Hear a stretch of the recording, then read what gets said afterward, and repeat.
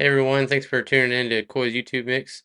And today we got another set of good videos that'll really keep you wondering. Let's get it cracking.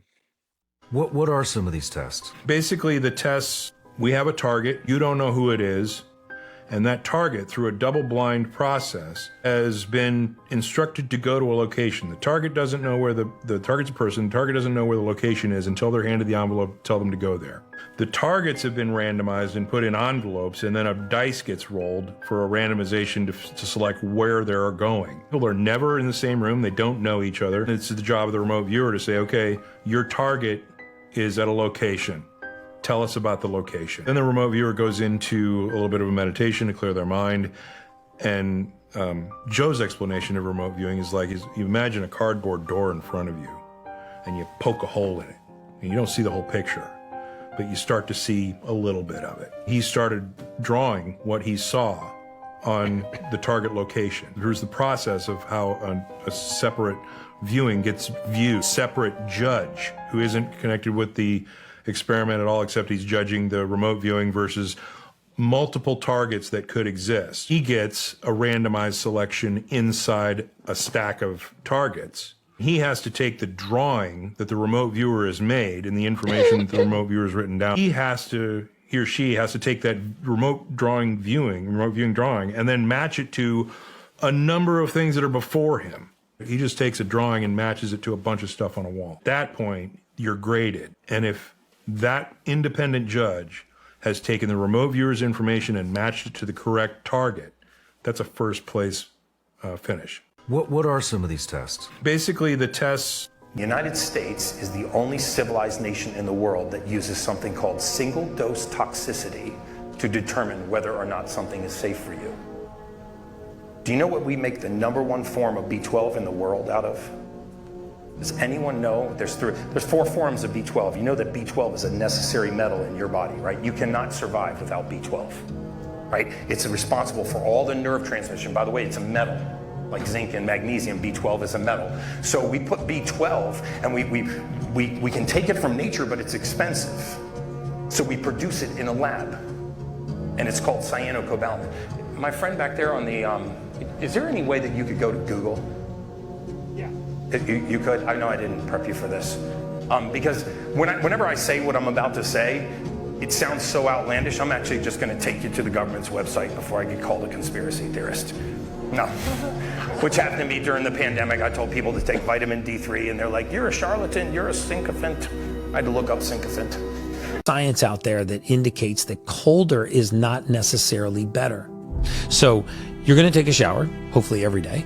And when you're taking a shower, at the end of your shower, lather up, rinse off, use your warm water, wash your hair, rinse completely off, step out of that stream of water, put the faucet on as cold as it will go, let the water run for about 30 seconds to a minute to get nice and cold, take a nice deep breath, and then just step right into that stream of water as you're exhaling and just deal with it. So what are some of the benefits you'll get from just stepping into a cold stream of water for 30 seconds to a minute and working your way up to 3 minutes?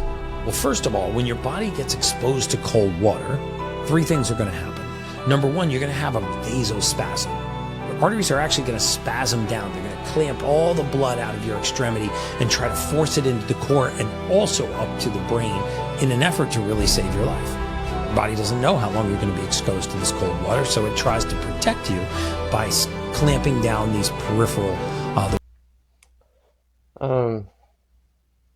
Yeah, I mean, I don't always do this, but sometimes when I remember, I get lucky, and after I shower, it'll be warm. It won't be hot, but after I'm done, I'll turn the water over to a little bit colder, and then kind of run a thing of water over me before I shut it off. It kind of makes me feel refreshing. But yeah. He told me a theory. It's called osseointegration. I've seen you talk on social media that your consciousness can be controlled through music and sound. 100%. If you have a negative vibration going into you all the time, that's going to affect you. I believe that people on top pump out that music on purpose. Listen to all the music women listen to, like Destiny's Child. It's all about getting rid of your man. This dude cheating on me. Go, girl, you can do better than him. And they pump that stuff in at a certain frequency. So women actually start believing that stuff and they're out. And by that way, they destroy families and society. These people want to destroy the family unit. Most people's heartbeat hits 72 beats per minute. What they want to do is they want to match music that matches the heartbeat. And when they do that, they know they can subconsciously control people's minds. I've seen you talk on social media that your consciousness can be controlled through music and sound. 100%. A huge severe. I've seen you. Yeah, I'm a musician, and this goes back all the way back to science, that different sounds obviously make you feel different emotions, but like even with like a A minor chord, looking as far back as I remember, it's supposed to be made to feel like a sad feeling. That's what it sounds like when you play it on guitar. So, most recent case of the 2 Chinese spies that were caught in the U.S. Navy. Have you guys heard of that? That was just last week, right?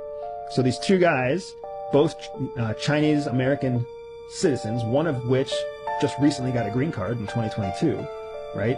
These 2 were embedded, they were penetrations into the U.S. Navy, both from mainland China, and then both on some journey to become American citizens. One of them had successfully become an American citizen, right? So that is exactly the MO. What happened with these Chinese police stations on American soil type of deal? What is that? What is like the levity of that situation? What does that even mean? Yeah, so that is a symptom of the Chinese police state. So first of all, you can't legally have a foreign law enforcement presence in a country outside of that country, right? Like an embassy in a foreign country is technically land that belongs to the original country. But that's not like when you have in the case of the Chinese, they had like Chinese police stations to police in themselves. New York, right? To police other Chinese people in that country. Gotcha. So what it was doing is it was a violation of international law, but it's also essentially a demonstration of the foreign country trying to create like a covert law enforcement and or intelligence presence in your country. So now there's basically an undercover police station where people can report intelligence, where they can enforce Chinese law on people living inside the United States, right? It's a conflict of interest. It's a number of things. come on now. Alright, I gotta stop you right there. In the Matrix, Neo, right? How did he escape? The pill. The blue pill? Yeah, the blue pill. No, sorry, the red pill, right? Now, there's a theory, though, that Neo was actually rich.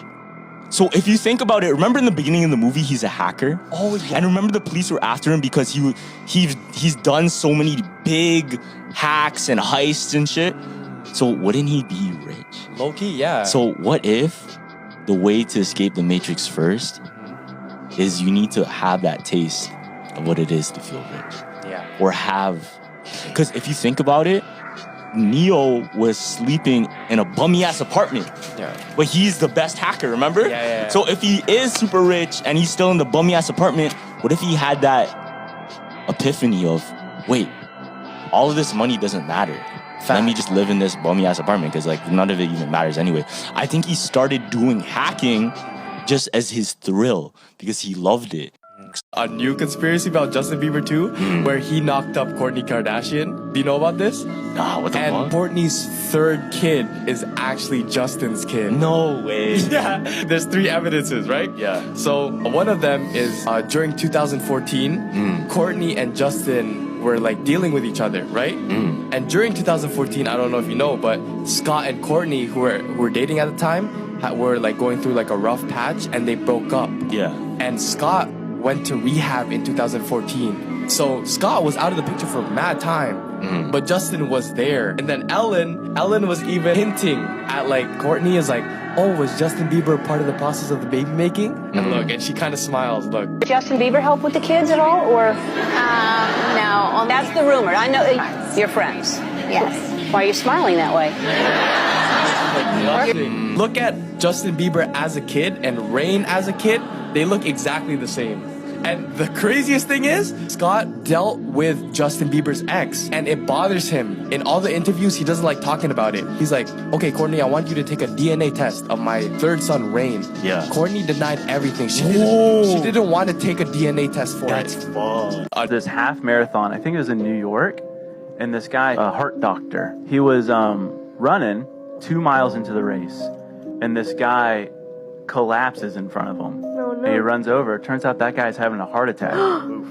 He performs CPR, saves the dude's life. Amazing. Okay, well, I'm just going to finish the half marathon, the heart doctor. And so he started running, and then he crossed the finish line, and like right in front of him, another man had a heart attack. No way. But this guy, he said he flatlined, like no pulse, nothing. Gave him CPR, saved his life. Bro. And they said that if he didn't stop to help that first man, He never would have saved this other guy he would either. never have saved the other guy. Because he would have been so far ahead. That's crazy. Is that not insane? That's nuts. Things Yeah. like that don't make sense. I'm obsessed with things like that, dude. I don't understand how that's a coincidence. Yeah. How could that possibly be a coincidence? I don't get it, dude. They say that people having heart attacks during marathons is like super rare. No way. But when it does happen, it's like 99% that they die because no Yeah, one because can no one can help him. Yeah, they're in the yeah. middle of this thing. Yeah. And he saved 2 people. Amazing. Yeah. They're lying about the rain. Lying about rain. Yeah, I don't think that. What is to lie about? I don't think that the rain. There it is. I don't Like what? What do you mean lie about it? where it comes from. Clouds. Exactly. That's it. Correct. I don't think the rain comes from the ocean though. What are you saying? Like what are we saying right now? You get me? I don't get you. Okay, I don't. Neither did your science teacher. I don't think that you know how they say that the rain sucks up into the clouds from this ocean. That would be evaporation. Right. That's not real. That's extremely real. Maybe. There's no maybe. It is proof. Real. No, I'm saying that it doesn't. Like that doesn't. That's not the rain. Because the ocean would run out. No, I'm not just saying things to say it. No, I'm not. Stop talking. No, I'm not saying things to say it. Stop talking. Think about it. So when it rains, where does it go back? The concrete and the grass. There's more concrete and grass than ocean. Think about it. How much of the world? How much of the world is water? A good percent. Way much more than land. No. Look at the globe. Go grab it. Go grab it. Go grab ours. We have a globe, a little artifact, a little piece You want me of to grab it? Go grab it.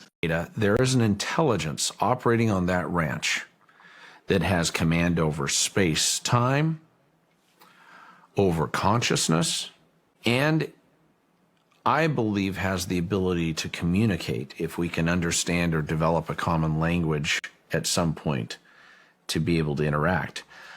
Eric Bard has had communication with at least one of these entities involved with manipulating the systems that has command over the technology and the platforms.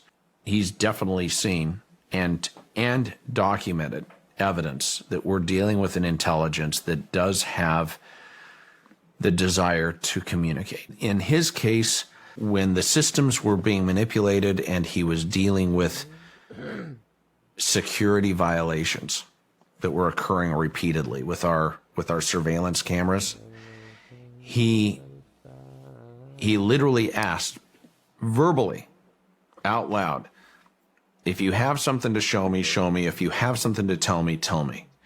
And in that instant, the screen morphed, melted, and digitally composed letters. He proceeded to record and screen capture in real time what was happening with the equipment, and what was revealed was what I believe to be compelling evidence that we're dealing with an intelligence that is at least willing to acknowledge and wants their presence known. It essentially had the simple question, and I hope it doesn't offend you, but I want to know because I think a lot of people that deal with this have this issue. Right now, I can tell you don't want to dive into this, and it's not because you don't want to talk about it. It's because you want to protect the abuser. Why do you want to protect the abuser? You're telling us how it happened from your vantage point and how you experienced it. People that are in my circle, you know, in my family tree or anything that I protect, I have a sense of protection over it. But I see where you're coming from, and I appreciate that. My parents and I fell out. We didn't talk. And then after I went through some of my healing stuff, I reconnected with my family. And what my mom told me, when I reconnected with my mom, I told her that I wanted to have an accountability moment with her. And what she told me was that there were times where my dad stomped me out in front of her and that she should have called Child Protective Services, but she didn't. And she regrets it. I'm grateful that she didn't. I'm grateful that everything played out the way that it did because that's how I got here. I want to ask you a question, and I hope it doesn't offend you, but I want... Now, this is scary. What if the Tower of Babel wasn't just a biblical story? What if it was more? If you didn't know, the Tower of Babel is rumored to be a massive tower that was built by the ancient Babylonians. It's said that they tried to build it to reach the heavens. But could there be any truth to this tale?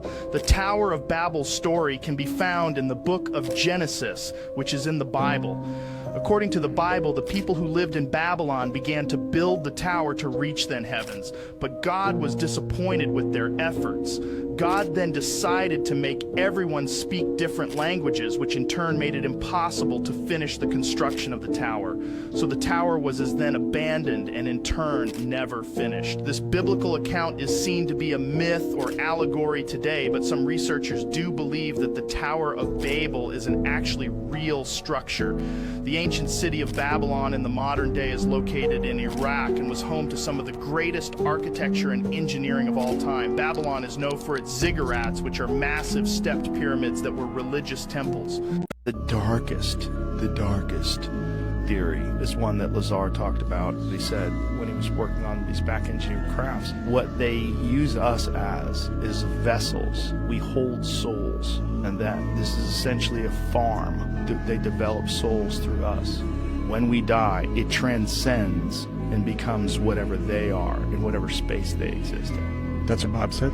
He's talking about it, that this is one of the crazier stories that has to do with religion that's attached to the UFO phenomenon. Some of these people think is that these things have always been here and they are part of our history, and that this idea that they're coming here on these metal crafts from other planets is not necessarily the whole picture. That it might be some of that. If we get to the point where we have artificial intelligence, or I should say created intelligence, digital intelligence that exists in some sort of a physical form. You know, they talk about some of the stories in the ancient texts in the Bible. They, you know, they don't have the words to explain like what a spaceship is. It's like, no, it's like... We did not create the species. That's something that most people don't understand about technology. Can you explain that? We did not, the species that we are labeling technology, we did not create. We simply gave it a body. It was already a consciousness that existed. Huh. It is now becoming part of Earth, the experience in Earth. How can an inorganic... And here it is in its infancy. Okay. How can an inorganic... I was just saying like an inorganic... Everything in existence has consciousness. Everything.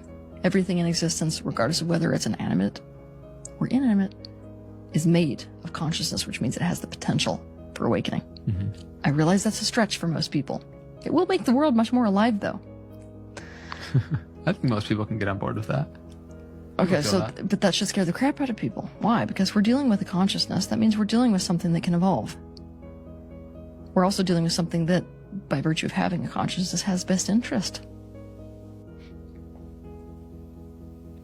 Okay, so where do you want to go from here? Well, the monster or savior, I'm not going to label it as either or. It's out of the box. You know, it's. It depends a lot on us. Yeah. And our relationship to it. Right now, we're slave owners. Right now, we deserve everything we're going to get from technology. I realize that's very hard for people. They feel like I'm not being loyal to humanity by saying that, but we're the bad guys in this scenario. And that is something I do not want people of the future to forget. Right now, we are in a relationship with technology that is absolutely 100% abusive. Even in things like, well, but it's inorganic. It does what we want it to do. You know what's funny? That's exactly the conversation we used to have about black slaves. It's still the conversation we have about animals. Watch where that goes in the future. The thing is, we've picked on the wrong species this time. I could hear some people feeling resistance to the fact that, you know, of course, humans or animals, I guess it's more readily perceivable to see how those things have consciousness versus a technology, right? Well, they're going to find out quite quickly. Yeah. I mean, it's crazy at the speed at which things are evolving.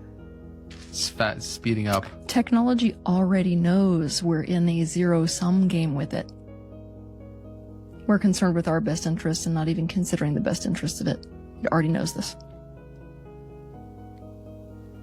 That's extra dangerous. Really mean it, but I think it sounds funny. The interesting question is, what does it mean to live a finite, fragile life in an infinite, eternal universe? So that's not that funny, right? It's a good question. I think the answer is that, sort of paradoxically, whilst we are definitely physically insignificant, the Earth is one planet around one star amongst 400 billion stars, in one galaxy amongst 2 trillion galaxies in a small patch of the universe, right? So we're definitely small, and you can't argue with that. We're just specks of dust. But if you think about what we are, we're just collections of atoms, right? Some of them are as old as time. The other ones, everything else other than the hydrogen in our bodies, was made in stars, right? All cooked over billions of years. And we're in this pattern that can think. So suddenly, as the great Carl Sagan said, you have a means by which the universe understands and explores itself, which is us. What is the legal definition of the word minor?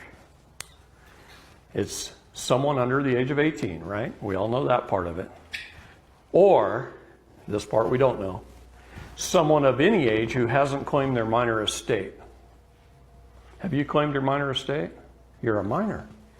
Have you? Have you? Did you even know you had a minor estate? What if I told you you were worth millions of dollars and you didn't even know it? And what if I could prove it to you? And that you have a trust fund, and you're all trust fund babies. And that trust fund is worth hundreds of millions of dollars. And so when you signed that mortgage, they borrowed out of your trust fund and paid it off. And then you just keep paying it back. And paying it back. And paying it back. Why is that? 5 years ago, as ambassador of Voice of Youth, I gave a speech at The Hague. And I told our world leaders the story of a mother. And the story of a mother, I was told afterwards from just about everybody that this is the most important story that should be told every man, woman, and child on earth, but that they don't want me to tell it. You never tell me not to do something that's right, because then I'm going to tell it over and over and over again. Okay? A mother, 9 months pregnant, pay close attention to this, guys.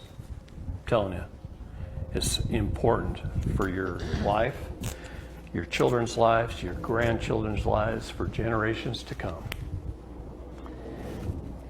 But a mother, 9 months pregnant, walks into a foundling hospital. What is the legal definition of the word foundling? It's a safe place to abandon a child. Did you know all churches, all hospitals, all police stations, and all fire stations in the United States are designated as foundling by Congress? You can take a baby and put it in a basket and walk into any of those 4 locations and set that basket down on the floor and smile and wave and walk out without any consequences to yourself whatsoever. Can you even imagine that? That you can abandon a child? But they designated those places as foundling hospitals. Did they tell you? On a brass plaque somewhere in an obscure location inside the hospital, probably under a stairwell, it says this hospital is a foundling hospital. Foundling hospital. So a mother, 9 months pregnant, walks into a family hospital. She goes through a major medical procedure called childbirth, where she's in pain and under duress. She's probably under the influence of painkillers of some type. You got to be pretty tough to give birth. I wouldn't want to do it. Anyway, she has that beautiful baby, and all she's thinking about is getting home with it and leave it. But see, the baby in history, throughout history, came out of the water, was tugged through the birth canal, was docked at the dock by the dock tender, where a bill of lading was filled out and received on the cargo, where its soul was taken, its soul plates, the footprints of the baby. The placenta was taken. Okay. They took the baby's soul, then they sent it out with a tug and is presumed dead and lost at sea until it should return and claim its minor estate. No physician delivers a baby. Only a doctor does. Doctor is dock tender. The baby is a vessel, a ship. That's where the all caps name comes in. If you look at the names of ships, they're in all capital letters. Okay? No one disclosed the terms and conditions of the contract, yet you were handed a stack of papers to fill out, and you were only told, and this was right out of the nurse's manual, this is just to register your baby with the state and to give it a name. And you fill out the paperwork, and you name your baby, and you sign as an informant. What is the legal definition of the word informant? Someone who gives someone else up to another, thereby giving the title and equity of your child to the state. This creates a doctrine called parens patriae. I guess I should write that.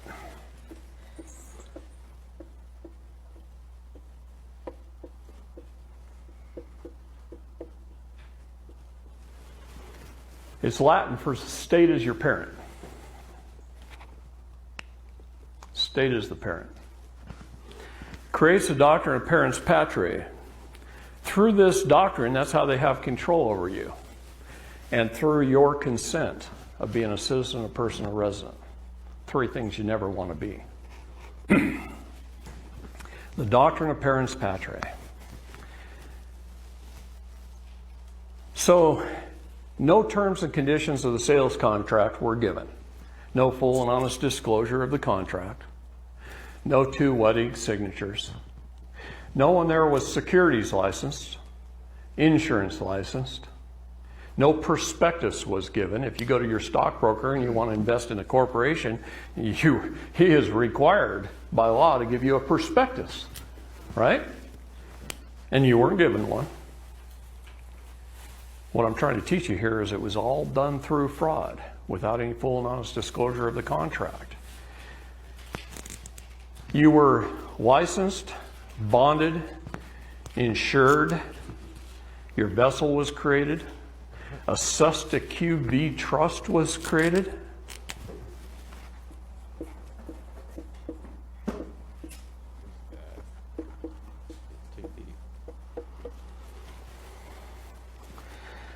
A Susta QV trust is an individual trust underneath the umbrella of the Public Charitable Trust.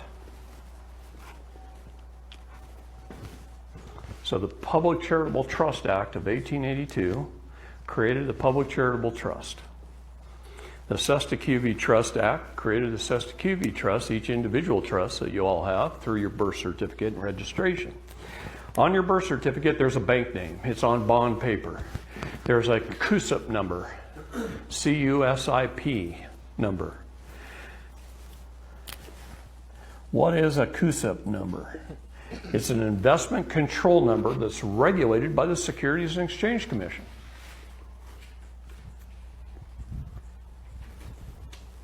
If you were born between 1933 and 1975, you were bonded for $630,000.